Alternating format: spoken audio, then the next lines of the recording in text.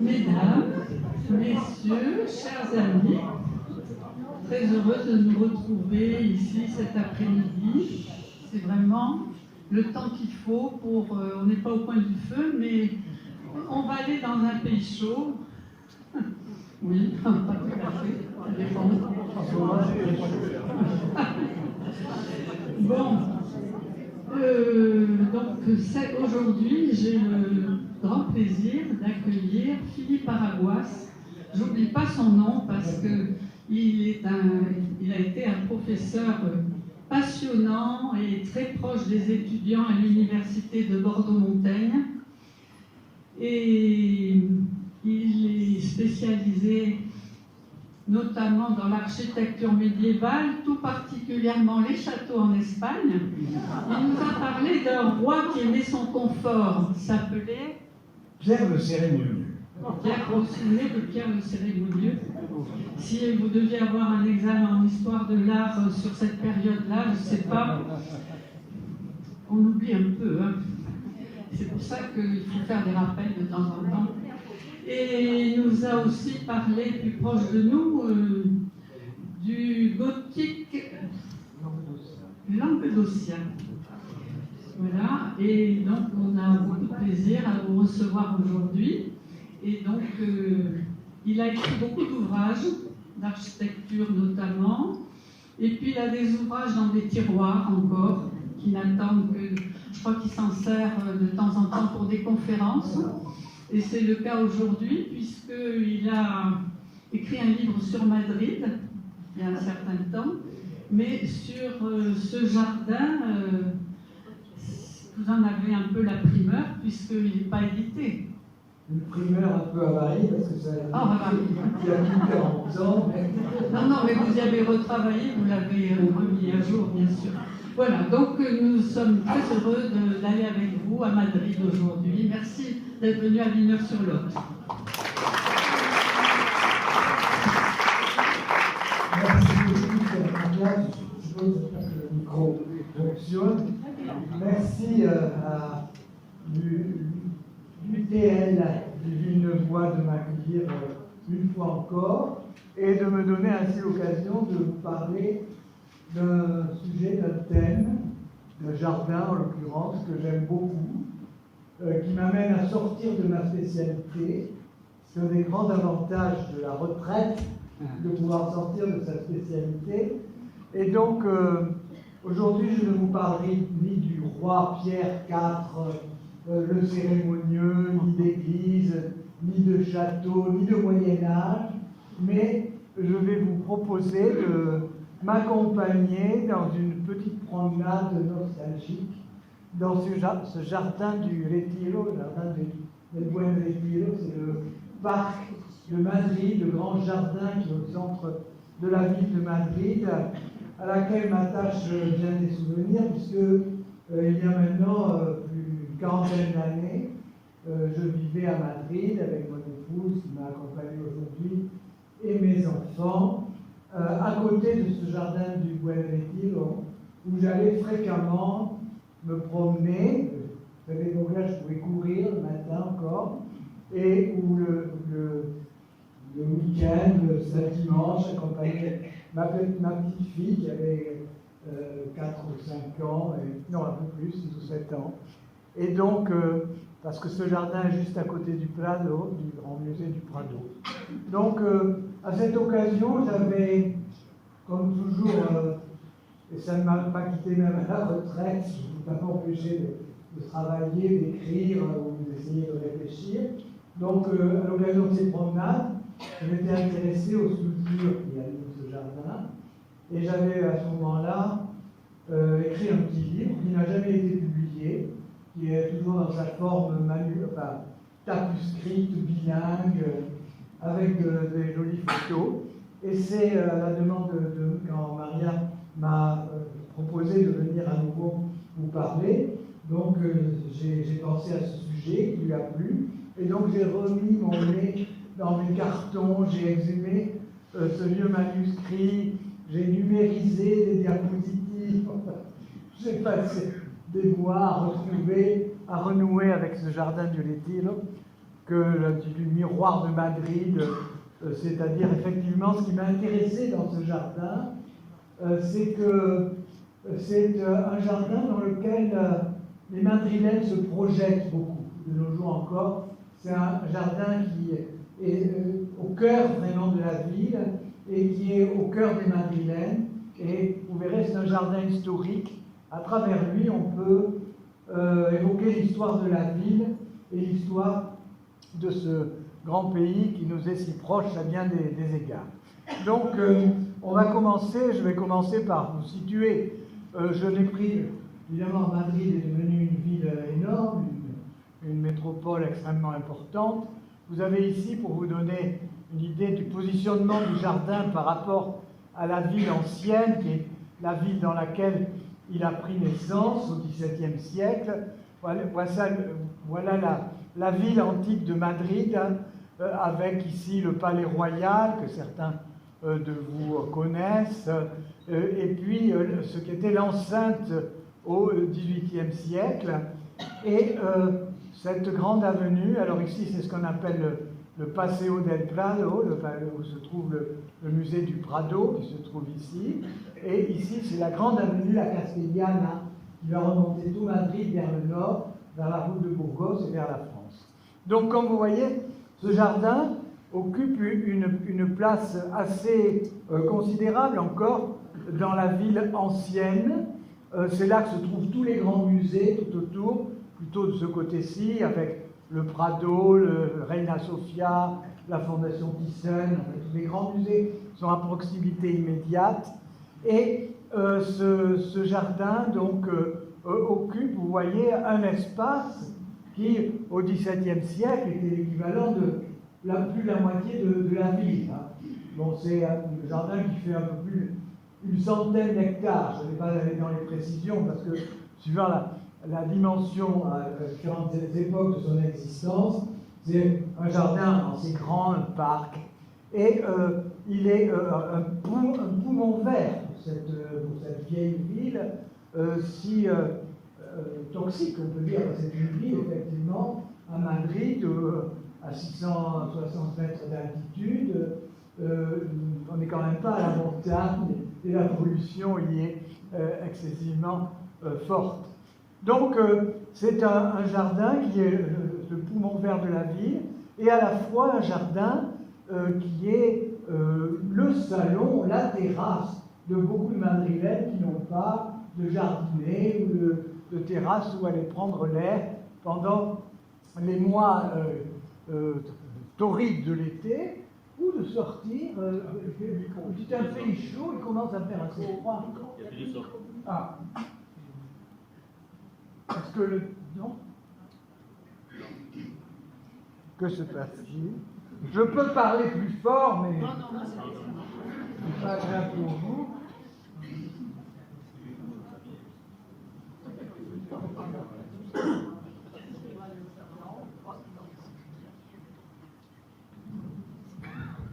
Bon, en attendant l'arrivée de la technique, je vais prendre le micro. Voilà. Donc, ce jardin, on y va volontiers, même en hiver, parce que bien que Marianne nous a dit un pays chaud, oui, c'est chaud quand il fait chaud, mais il peut faire très froid à Madrid, et il y a quand même quelques jours de pluie, mais c'est un jardin qui est toujours extrêmement agréable. Alors, passons sur ces caractéristiques présentes du jardin pour, dans un premier temps, aborder l'historique du jardin, de sa création au XVIIe siècle jusqu'à nos jours, et ensuite nous ferons un petit parcours de ce jardin à travers les monuments commémoratifs qui y ont été implantés au cours des âges. Donc, son histoire remonte au XVIIe siècle, comme l'histoire de Madrid, parce que Madrid est une ville neuve, c'est une ville médiévale importante, mais ce n'était ni un siège d'épiscopat, ni une capitale importante, ça a été une ville arabe qui a été investie après de manière très sporadique par les rois de Castille qui ont utilisé l'ancien palais maure, l'Alcazar, pour des séjours périodiques, mais elle était dans la mouvance de Tolède, et jusqu'au XIXe siècle, Madrid n'a pas eu de cathédrale. La cathédrale de la Almudena est à son titre de cathédrale depuis le XIXe siècle seulement. Elle dépendait alors de Tolède. Et au XVIIe siècle, c'était une petite ville perdue. La capitale était plutôt à Valladolid, et c'est une décision tout à fait arbitraire de Philippe II qui décide d'implanter ici la cathédrale du royaume de Castille, de l'Empire, on peut dire, puisque c'était l'Empire de Philippe II, c'est l'Empire sur lequel le soleil jamais ne se couchait. Donc ça devient, à la fin du XVIe siècle, au début du XVIIe siècle, une ville d'une importance internationale, mais ça reste une agglomération assez réduite et mal construite, avec peu de monuments, pas de grands monuments médiévaux à Madrid. Et on commence à construire une ville de toutes pièces, avec les problèmes d'approvisionnement de matériaux, les problèmes de montée très rapide du coût du foncier, du fait de la présence de toutes ces grandes familles aristocratiques qui veulent y installer leur palais. Donc, et tout ça est construit de manière assez sommaire, avec des murs de briques et de mortier vaguement enduits,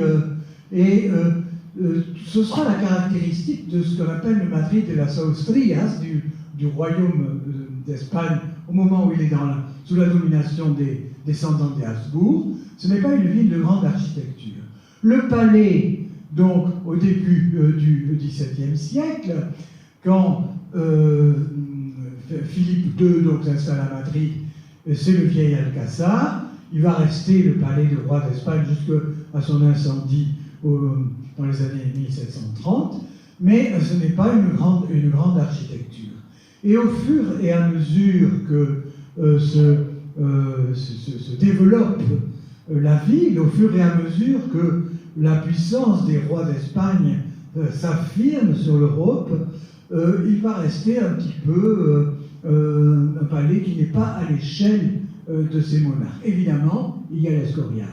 Il y a l'Escorial qui est à une demi-journée de cheval de Madrid et qui est la véritable capitale de l'Empire sous Philippe II, Philippe III. Mais au début du XVIIe siècle, dans les années 1630, sous le règne donc de Philippe IV, et Philippe IV qui a un poisson pilote, si j'ose dire un poisson pilote, ça lui correspond très très mal, mais qui est dans les mains d'un personnage qui s'appelle le comte de duc d'Olivares, qui a lui un gallinero, un petit jardin où il élève ses poules de luxe, donc à la banlieue de Madrid, et le comte-duc d'Olivares qui souhaite avoir une mainmise sur ce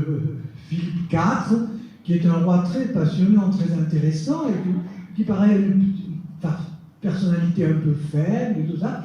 Donc, il va l'attacher au siège de la ville, l'arracher un petit peu à l'Escorial et à ses itinérances, en lui proposant une résidence de plaisir, un nouveau palais, entouré de grands jardins. Parce qu'au début du XVIIe siècle, nous sommes à une époque où l'art des jardins s'amplifie en Europe, et des jardins qui ne sont pas simplement des jardins d'agrément.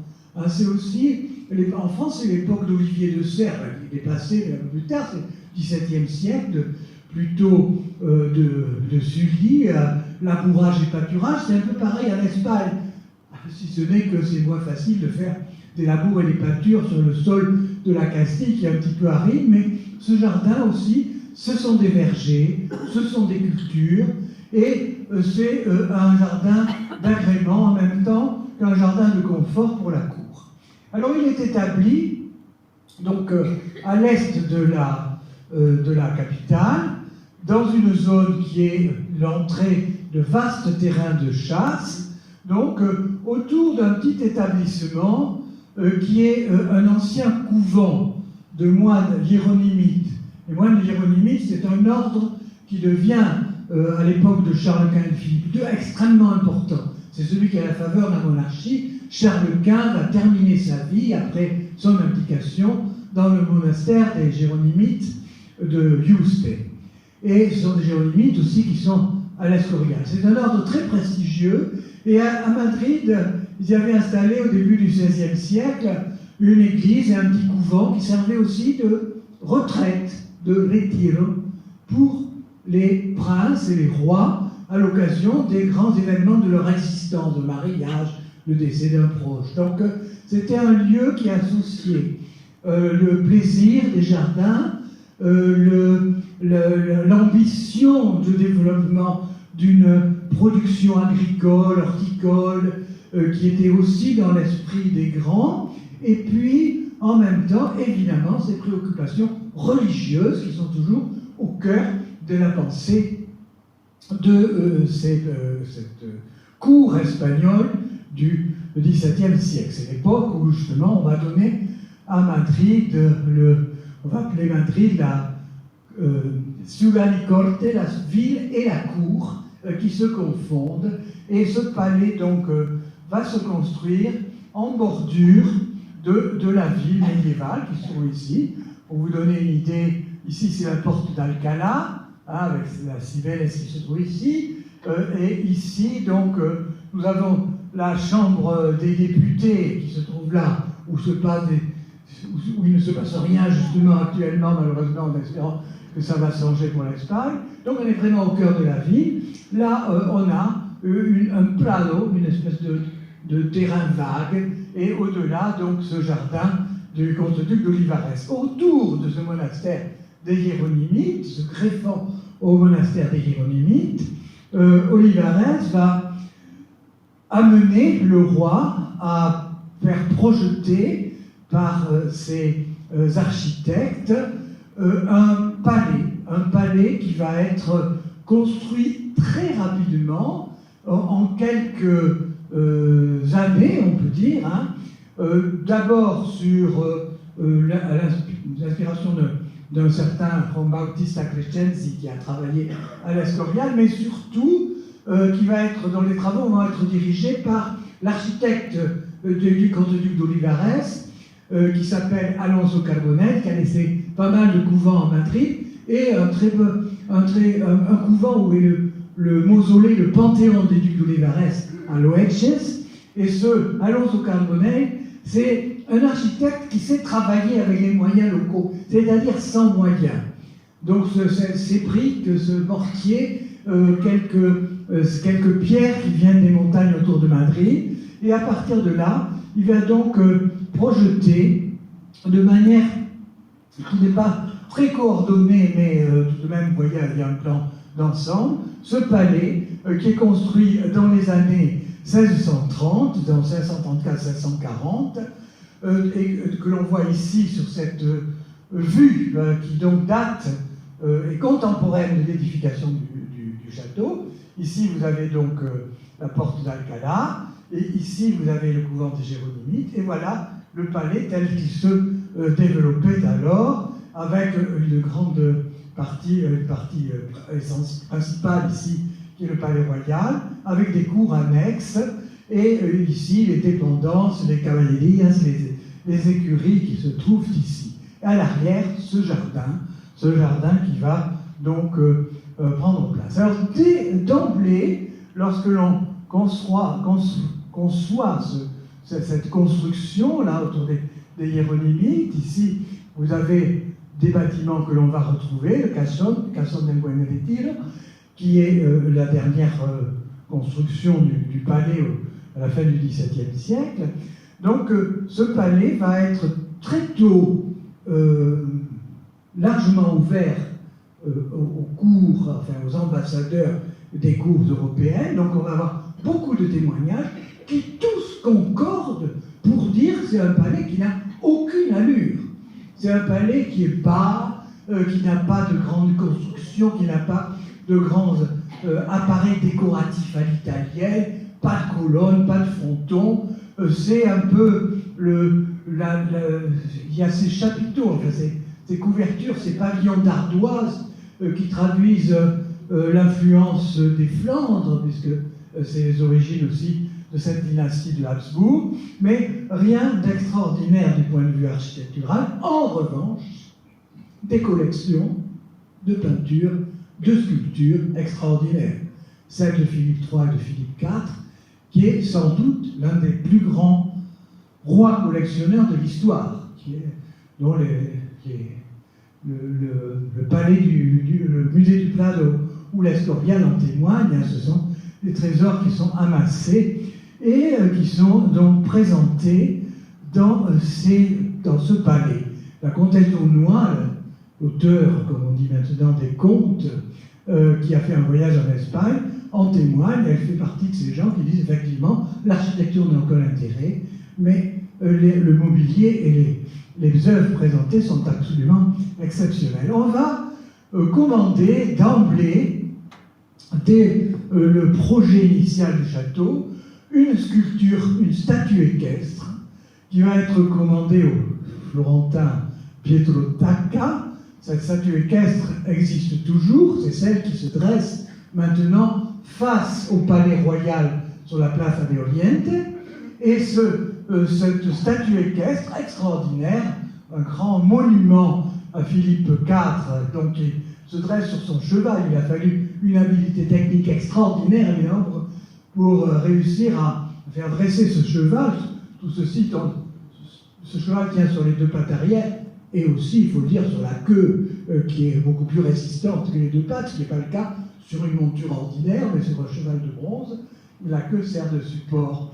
Donc, ce Philippe IV est placé ici, cette statue est placée dans la cour de la reine. Il va y avoir une autre statue magnifique qui va accueillir les visiteurs à l'entrée principale, qui est beaucoup plus modeste de dimension, mais que beaucoup connaissent, puisqu'il s'agit de la grande statue en pied de Charles Quint, qui est présentée maintenant dans les galeries du musée du Prado. Donc, ce palais, voilà tel qu'il existe dans les années 1335-1340. Et autour de ce palais, on va aménager les jardins. Le principal intérêt de ce palais, c'est c'est un espace de divertissement. L'administration est à l'Alcazar, qui reste le palais royal, mais c'est pas comme Paris et Versailles. Pour aller à l'Alcazar au Prado, c'est 20 minutes à pied. Hein. Donc on y va facilement, et les fêtes se déroulent là. Alors ces fêtes, elles se déroulent dans un cadre qui associe donc ces vergers et ces zones cultivées à des jardins qui sont conçus à l'image des jardins italiens cette fois. C'est plutôt les jardins Boboli, du palais de Boboli à Florence, qui ont inspiré les créateurs du premier Retiro. Donc, et l'un des artisans est Cosme Lotti, qui donc vient de Florence. Et ce jardin, évidemment, dans cette Castille désolée, va être enrichi de monuments, de fontaines, d'étangs et d'un véritable lac. Hein. Donc, le grand étang du Retiro qui sert de château d'eau pour les fontaines et pour les autres petits bassins. Et donc, l'estanque, que l'on va retrouver tout au long de cette évocation, qui est une grande surface d'eau très peu profonde, c'est 1,50 m de profondeur. Hein. Vous ne pouvez pas vous noyer dans l'estanque. En revanche, vous pouvez y jeter tout ce que vous voulez. C'est fou ce qu'on a trouvé dans cet étang. Je ne vous énumère pas le nombre d'épaves que l'on a trouvées, sans parler des cadavres. Mais c'est un immense château d'eau qui va alimenter d'autres bassins, comme ces bassins au Chaval, ce bassin ou celui-ci. Alors celui-ci, c'est un bassin sur lequel se trouve une petite ermita, une petite chapelle, une chapelle qui évidemment est pourvu d'un hôtel, mais qui est une chapelle, en même temps une espèce de folie de jardin, avec un petit clocheton, avec des clochettes, justement, on l'appelle l'Estanque des Campanillas, de la Campanillas, ou cet autre grand étang, avec l'ermite à la chapelle de San Antonio de los Portugueses, ce qui va subsister jusqu'au XVIIIe siècle. Donc, et tout autour de l'étang, vous voyez ces pavillons qui sont, pour certains, des chapelles, pour d'autres, simplement, des petits embarcadères ou des abris pour les embarcations. Donc, voilà l'origine de ce jardin, l'origine de ce grand étang qui est au cœur du Retiro. Des bâtiments, ce grand étang, il subsiste encore. Des bâtiments, il ne subsiste pratiquement rien. Depuis la fin du XVIIIe siècle, ils ne sont plus entretenus et ils ont été détruits au début du XIXe siècle. Vous verrez dans quelles circonstances. Il subsiste néanmoins l'aile principale du palais de Philippe IV, qui abritait une grande salle qu'on appelle Salón de los Reinos, la salle des royaumes. Ceux d'entre vous qui ont visité Madrid il y a encore une quinzaine ou une vingtaine d'années ont pu visiter le musée de l'armée, qui maintenant a été déplacé à Tolède, mais qui se trouvait ici. Et alors on y voyait quantité d'armes qui étaient déposées ici, exposées ici, depuis les magnifiques armures de gala du XVIe siècle de la cour des Habsbourg, jusqu'aux véhicules. Il y avait une collection de véhicules qui avaient été explosés lors d'attentats. L'Espagne est un pays de pronunciamento des attentats. Alors, on avait plusieurs berlines du XIXe siècle où avaient péri Prime et autres petits despotes locaux. Et puis, la voiture de Carrero Blanco qui était exposée ici également, celle qui avait sauté au 4e étage, donc dans les dernières années de la dictature de Franco. À l'origine, dans ce palais, cette aile du palais, le Salón de los Reinos, c'est là que se trouvaient toutes les grandes peintures qui commémoraient des événements militaires glorieux du règne de Charles Quint jusqu'à Philippe IV, et en particulier le grand tableau de Velázquez, ce qu'on appelle las Lanzas, c'était un de ces tableaux. Et il y avait au-dessus toute une série de tableaux plus petits qui représentaient les travaux d'Hercule de Sobala, qui étaient exposés donc dans la galerie supérieure. Tout cet aménagement du Salon des Royaumes est actuellement en réflexion. C'est-à-dire, on envisage de restituer cet espace. Le musée de l'armée a été délocalisé à Tolède, et on envisage de replacer ici tous ces grands tableaux. Il y avait les grands portraits équestres de Velázquez, qui représentent donc le roi et la reine. Il y avait ces grandes scènes de bataille et ces séries de travaux d'Hercule. Il est vraisemblable que cette salle puisse être restaurée très rapidement. Je n'ai pas les délais exacts, mais je sais que c'est à l'œuvre. Le deuxième élément du palais qui subsiste, c'est la salle de bal. Cette salle de bal est une salle qui proposait un espace pour ces fêtes de la monarchie des Habsbourg depuis les années 1630, un espace très fastueux que ne proposait pas le vieil Alcázar. Et cette salle de bal, qui est qu'on appelle maintenant le Casson del Buen Retiro, lui aussi, vous le voyez ici, alors là, évidemment, la façade a été transformée au XIXe siècle, réaménagée au XIXe siècle, mais le volume intérieur est le volume des années 1630. Il est décoré d'une somptueuse voûte peinte, le thème est l'allégorie de la Toison d'Or. La Toison d'Or, c'est le grand ordre de chevalerie que les Habsbourg ont récupéré de la maison de Bourgogne et qui reste de nos jours encore le plus prestigieux, l'un des plus prestigieux ordres de chevalerie d'Occident.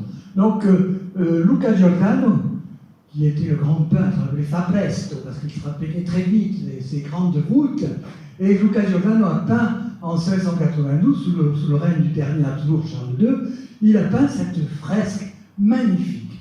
Et alors c'est là qu'était exposé aussi, tous d'entre vous, je vois, un peu de la même génération, alors on a pu le connaître, lorsque Guernica est revenu à Madrid, avant de partir à Reina Sofia, il a été exposé ici, sous une vitrine blindée.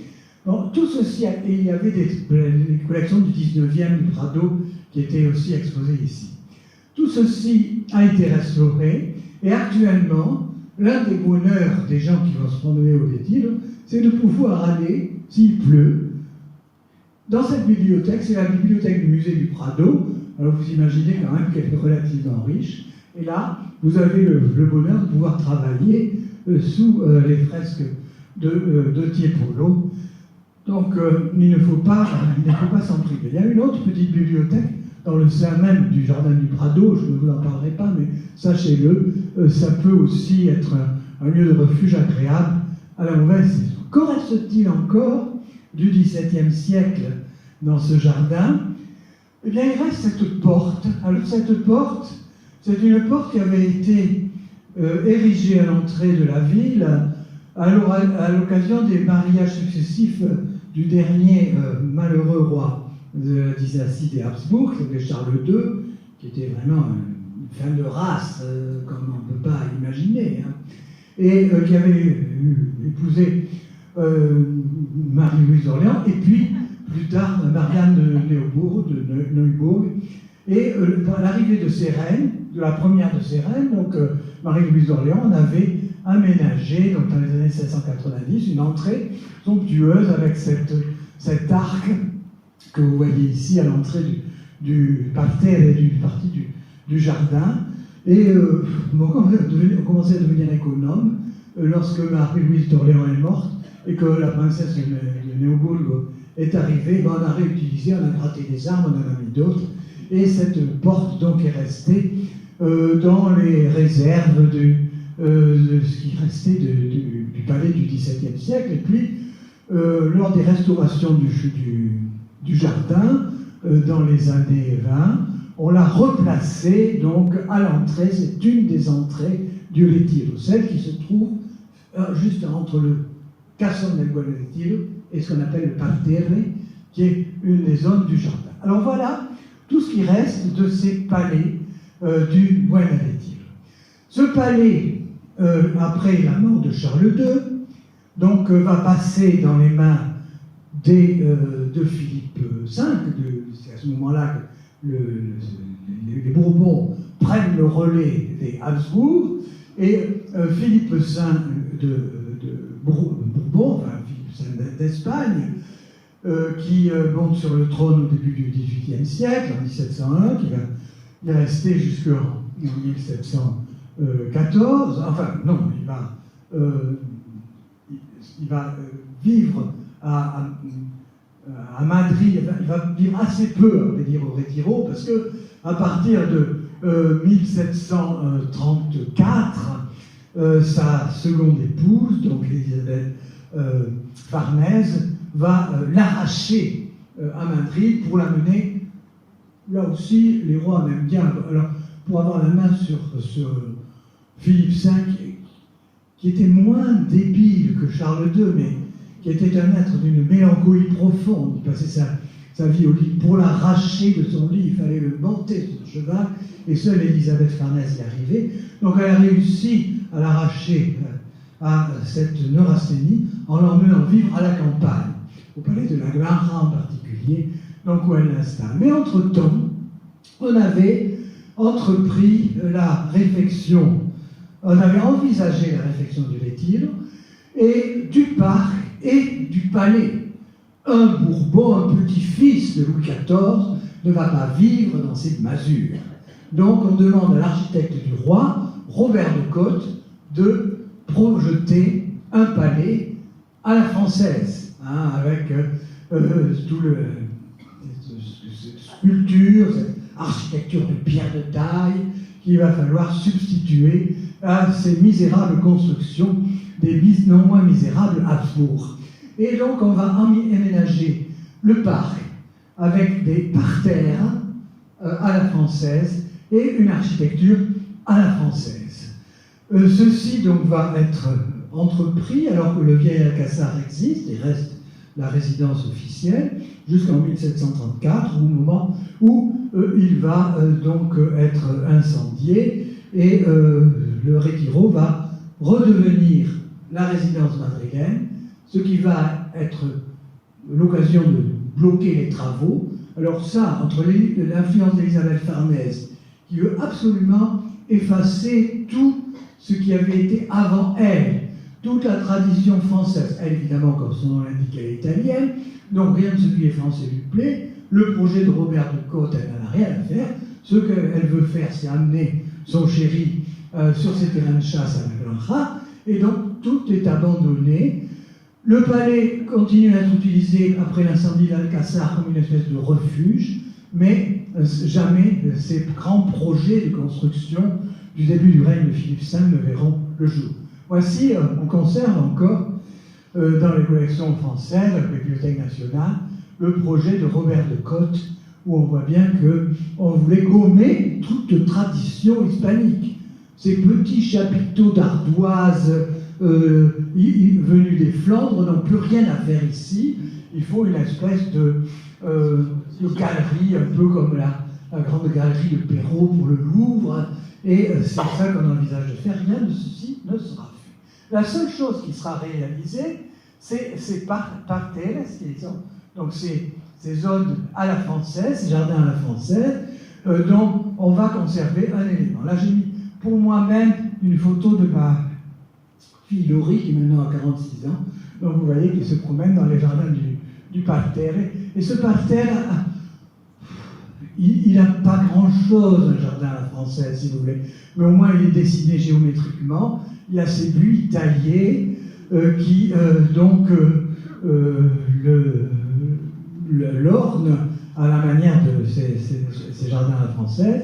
Et puis, il sert donc d'entrée au Retiro pour les gens qui arrivent depuis le Cassone, qui se trouve donc à l'ouest du jardin. Il a été aménagé jusqu'au XIXe siècle. Ici, ce sont les murs latéraux qui circonscrivent ce parterre, ont été repris sous le règne d'Isabelle II, toujours un petit peu dans le même style. C'est un endroit qui a du charme, ce n'est pas le plus séduisant du jardin du Retiro, mais c'est une belle entrée, et c'est la seule qui permette d'évoquer ces projets du début du XVIIIe siècle.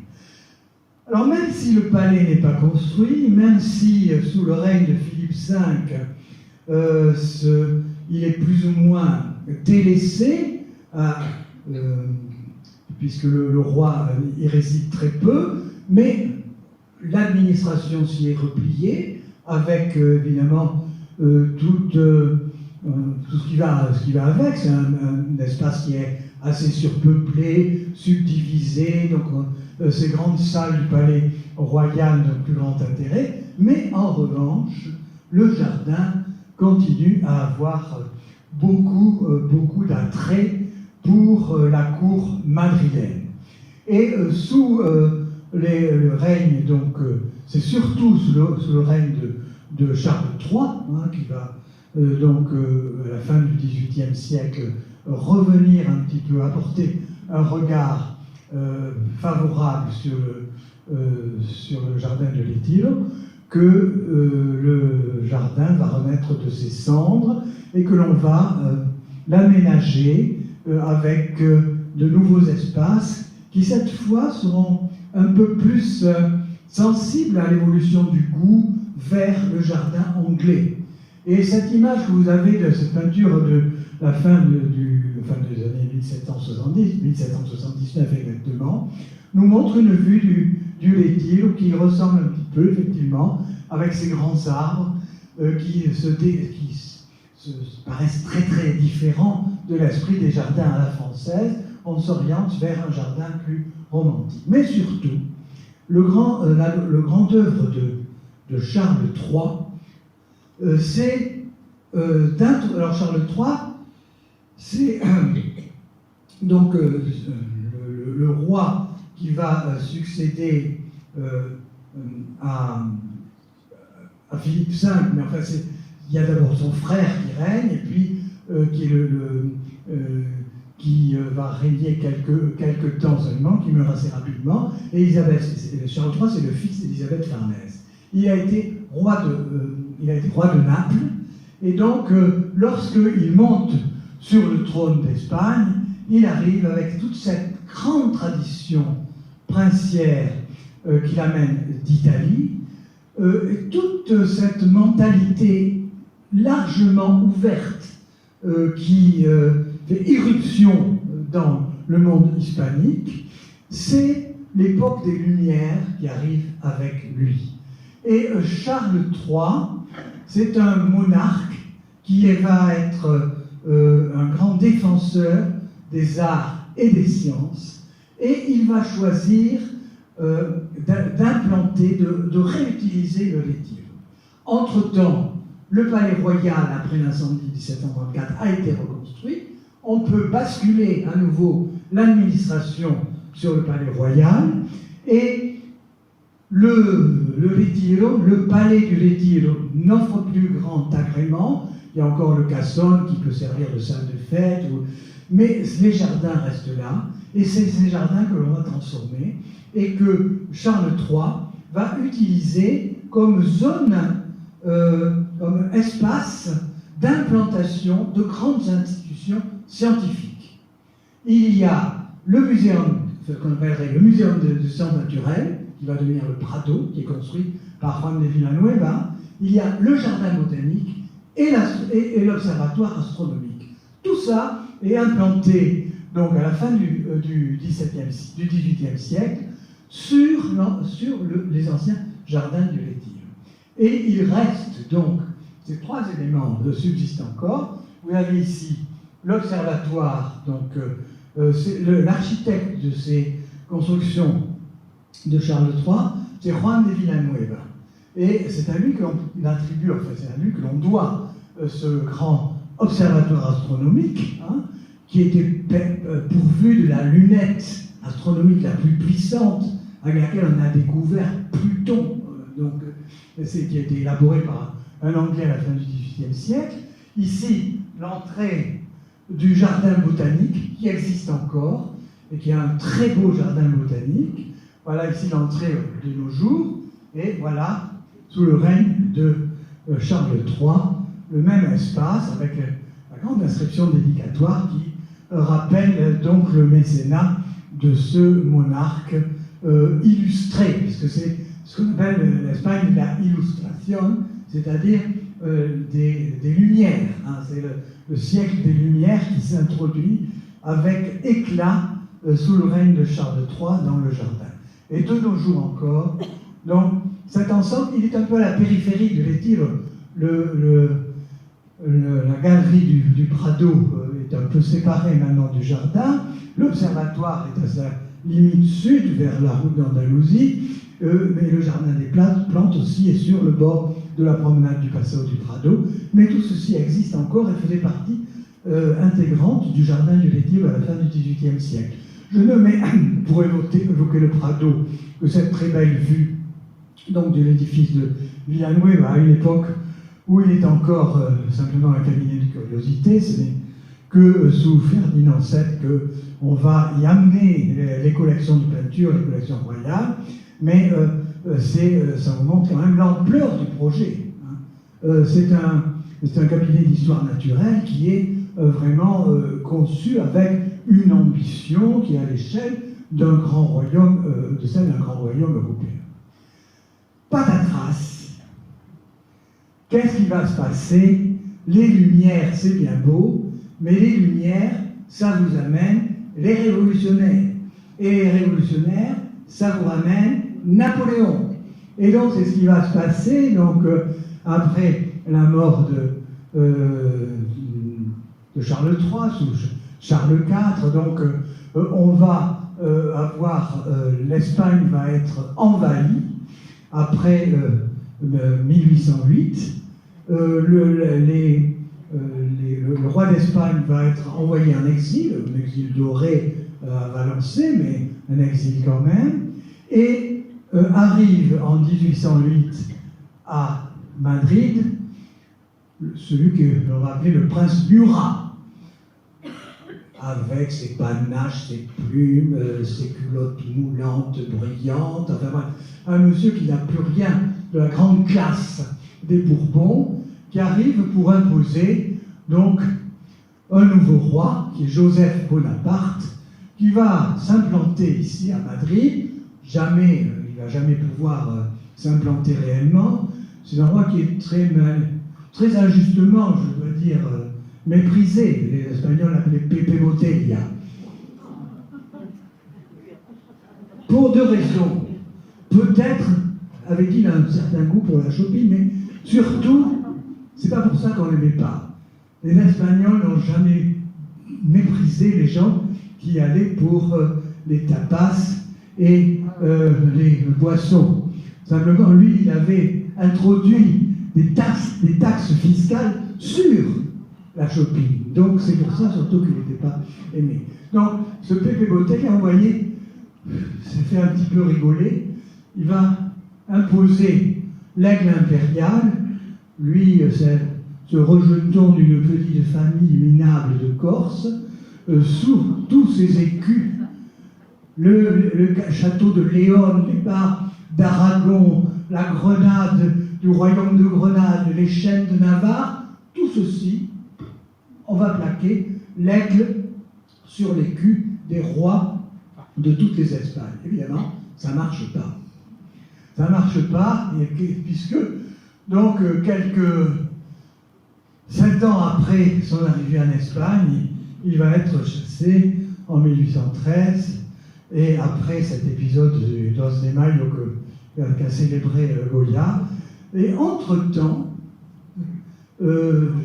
Joachim Murat et Joseph Bonaparte ont essayé d'assurer la maîtrise de Madrid en implantant sur le jardin du Retiro cette forteresse. Alors évidemment, ça dégrade un petit peu les jardins. Donc on a creusé des fossés, on a aménagé des redoutes, des demi-lunes. Oh, on a gardé le palais, on a gardé ici la galerie du Prado, on a gardé le monastère des Géronymites, on a gardé la petite maison, la petite galerie du jardin des plantes et l'observatoire, mais une grande partie du jardin a été massacrée. Et évidemment, tous ces bâtiments ont été extrêmement endommagés pendant cette période napoléonienne. Même si leur dégradation était déjà antérieure à l'arrivée de Napoléon, ça ne va rien arranger. Et c'est cette année donc de domination des troupes napoléoniennes et d'implantation des troupes napoléoniennes sur le Retiro ne va pas faire l'affaire du jardin, ni même des implantations, parce que Charles III avait implanté aussi des édifices industriels, une fabrique de porcelaine, la grande fabrique de porcelaine du Retiro, qui était inspirée du modèle de Capodimonte et de Naples. Il avait installé la fabrique royale de tapisserie. Donc tout ceci qui se trouvait dans ce secteur est fortement endommagé. Et évidemment, sous la restauration des Bourbons, il reste beaucoup à faire. Ce travail va être opéré par Ferdinand VII. C'est Ferdinand VII qui va restaurer la couronne des Bourbons en Espagne, une monarchie qui va devenir de plus en plus autoritaire et de plus en plus despotique, on peut dire, et surtout, ce Ferdinand VII est complètement fasciné par le prestige des Bourbons antérieurement à la Révolution, et il va avoir besoin d'un petit Versailles. C'est ce qui a l'occasion, c'est ce qui lui donne l'occasion de restructurer le Retiro. Il en garde toute une partie à son usage privé. Tout ce qui se trouve ici, au nord du Grand Étang, entre ce qui reste du palais du Buen Retiro et puis le Grand Étang et au nord, tout ceci va être en quelque sorte reprivatisé par le roi. Charles III avait ouvert les jardins, mais il va donc faire aménager ce jardin, faire restaurer l'étang, faire construire un très bel embarcadère dont il ne reste rien, parce que le grand monument d'Alphonse XII que je vous présenterai tout à l'heure en occupe la place, et faire aménager dans les jardins des petites folies comme cette maison du pêcheur, Casita del Pescador. Alors c'est très amusant parce que c'est le côté un petit peu Marie-Antoinette aussi. Il y a des grands monuments pour le plaisir, comme cet embarcadère. Il y a des chapelles qui sont un peu laissées de côté. Ça, ce sont des folies. Là, il y a la maison du pêcheur. Il y a la maison des vaches, où on va pouvoir aller traire les vaches, avoir son lait. Vous voyez, donc il y a tout ce côté un petit peu qui est issu de la tradition du hameau de Marie-Antoinette que l'on va retrouver, avec un retour à une architecture proprement hispanique, puisqu'on retrouve ici le schéma en fait de l'Escorial et la traduction de la tour. Donc tout ça c'est très intéressant, c'est très subtil et c'est une architecture qui a beaucoup de sens dans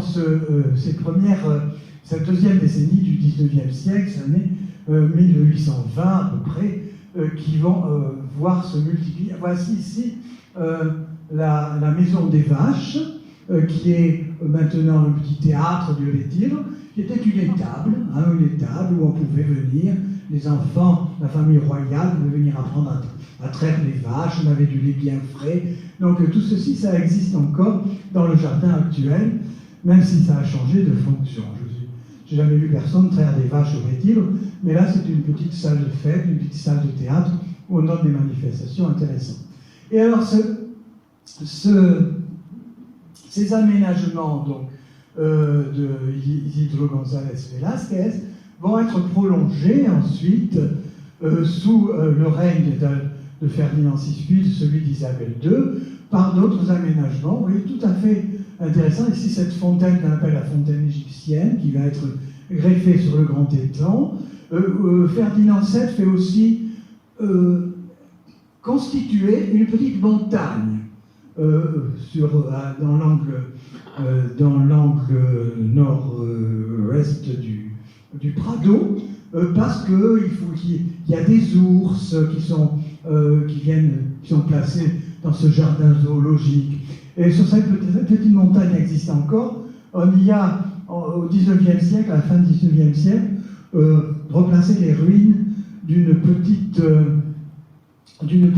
église, une petite église romane, qui est l'église de la chapelle San Pelayo Isidro. C'est une ruine, évidemment, qui est simplement une fabrique de jardin, mais ça existe encore. Tout ça, c'est les aménagements de l'époque de Ferdinand VII. Alors, là aussi, j'insiste un peu là-dessus, parce que c'est pas un règne qui a laissé de grands souvenirs au point de vue de l'architecture ni des arts, mais il y a dans les fabriques du Retiro quelque chose qui est très spécifique de ce jardin, c'est-à-dire c'est très savant, c'est bourré d'influence, mais en même temps c'est d'une originalité et d'une simplicité. Vous voyez cette fontaine égyptienne, évidemment on connaît bien, il y a ce vase canop, tout ça, il y a de la science, il y a de la connaissance derrière, mais il n'y a pas de faste trop tape à l'œil dans cette architecture du jardin. Le dernier élément, même s'il est bien postérieur chronologiquement à ces monuments que je viens de vous montrer, mais il est dans le même esprit. Il y avait donc ce jardin botanique et ce jardin zoologique, et après, sous le règne d'Isabelle II, ça va être maintenu jusqu'au début du XXe siècle, où on va restructurer ce zoo en construisant un bâtiment qui maintenant subsiste mais a été complètement dénaturé, qu'on appelle la Casa de Fieras, c'est la maison des bêtes sauvages. Ça s'est aménagé au début des années 20. C'est le zoo de Madrid, où vous voyez les lions, les panthères sont logés derrière ces grilles à l'Andalouse, donc au début du XXe siècle. Alors voilà pour ces fabriques de jardins qui couvrent donc toute la période restauration bourbonique jusqu'au début du XXe siècle. Après Ferdinand VI arrive donc cette fin de règne un petit peu difficile avec la concurrence entre deux prétendants, le frère de roi, Charles, et sa fille Isabelle. Donc Ferdinand VI avait pris la précaution de faire abroger, par la pragmatique sanction, abroger la loi salique qui devait s'imposer à l'Espagne, puisque c'était les Bourbons qui régnaient, donc d'essayer de ménager la transition en faveur de sa fille Isabelle, mais son frère ne l'entend pas de cette oreille. C'est le début de la première guerre carliste, et c'est le début d'une période terrible pour le royaume d'Espagne. À partir donc de la mort de Ferdinand VI, pendant tout le règne d'Isabelle II, les prétendants carlistes vont agiter, créer des guerres, des pressions, appauvrir considérablement les finances publiques. Alors, à la fin du règne d'Isabelle II, on va décider, pour pouvoir maintenir le Retiro, il faut en couper un petit morceau. On va lotir toute la partie inférieure. Vous voyez ici donc le Prado, et le jardin ici va être amputé de tout ce qui se trouve autour maintenant, entre les postes, là, Cibeles, la place de Mai et le Prado. Tout ce quartier qu'on appelle les Recoletos va être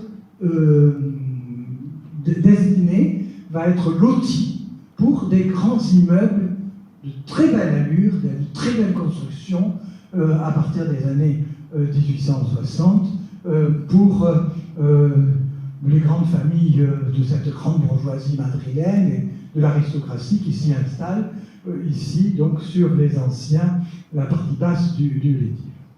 Et c'est à cette époque-là aussi, sous le règne d'Isabelle II, que le jardin va être à nouveau entièrement réouvert donc au public madrilène et au-delà de Madrid, et pourvu de grands monuments, en particulier des monuments qui quelquefois ne sont pas conçus pour le Retiro, mais ils sont implantés. On va aller les prendre dans des zones de Madrid pour lesquelles ils avaient été conçus, et on va les implanter dans le Retiro. L'un des plus jolis de ces plus beaux monuments, c'est cette fontaine de l'artichaut, Fuente de la Alcachofa, qui, originellement installée à la porte d'Atocha, va être implantée un peu à l'ouest du Grand Étang, où elle se trouve encore actuellement. Donc c'est un de ces premiers monuments du jardin de plaisir du XIXe siècle. Et c'est sous cette restauration monarchique, donc sous le règne d'Isabelle II, et au-delà sous le règne donc d'Alphonse XII, que vont être implantés dans le Retiro des éléments qui sont liés à cette ouverture, une ouverture qui va être une ouverture au public pour des promenades, mais aussi aux foires expositions qui tiennent une telle importance à la fin du XIXe siècle, avec deux palais qui subsistent de cette époque, qui sont dus à l'architecte Ricardo Velázquez Bosco.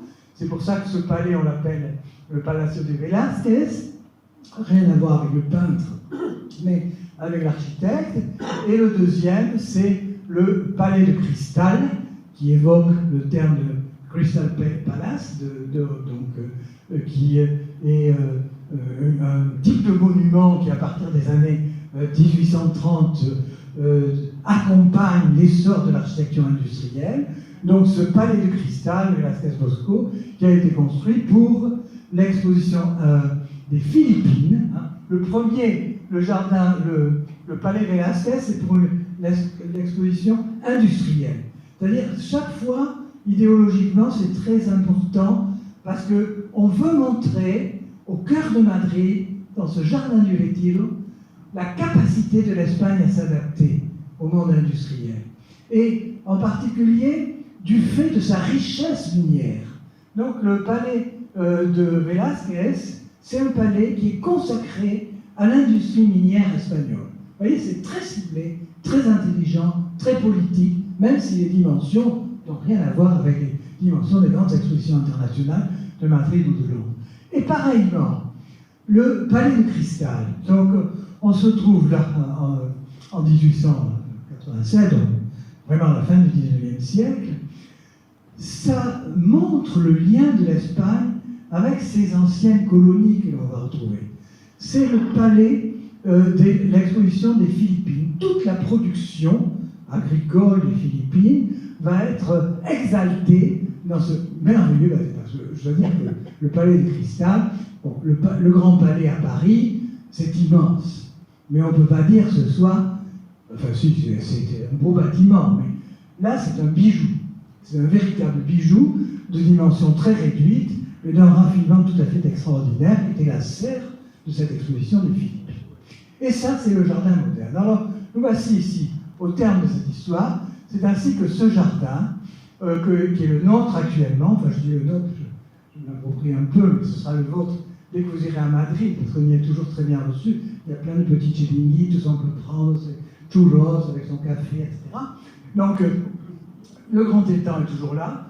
Le palais qui se trouvait ici a totalement disparu. Les hiéronymites existent encore, mais à l'extérieur du palais. Il reste ce qu'on appelle ici le parterre, que l'on a vu, hein, en face du Casson, ou à Retiro. Ici, c'est le musée de l'armée qui est à l'extérieur du jardin. Quelques-uns de ces anciens étangs qui ont été plus ou moins réaménagés. Et puis, à l'intérieur, donc, on va voir ces créations sculpturales. Et c'est là le deuxième aspect du jardin sur lequel... J'ai oublié de vous demander jusqu'à quelle heure vous veniez. Bon, ça va. Oui, ça va, je suis dans les temps.